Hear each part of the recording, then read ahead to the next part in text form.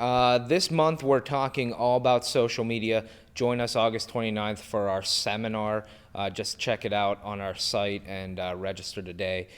Today I just want to talk about social media. Often people say, hey, is it going to be valuable for my business? Should I be using it? I don't know how to measure it, all these different pieces. One thing that I think is important to talk about is that social media is a channel, not an activity.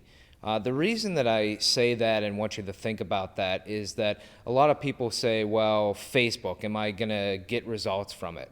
An activity, really, if you think of it in different terms, a newspaper is a channel, but getting an article in a newspaper or putting an ad in the newspaper or potentially being mentioned versus writing an article, those are actually activities, and you would measure them differently. You would measure, how much traffic did we get or how many sales from an article that we were mentioned in versus if we put an ad in a newspaper, what would we get from that? Those are activities. The newspaper is actually the channel. Social media is the same way. To blanket state that, is Facebook going to be good or is LinkedIn going to be good? Those are channels, and it's how we use them. It's what we put on those different channels. It's the strategy that we have for the specific activities that we're taking and how we measure those activities and what the goal is we want them to do.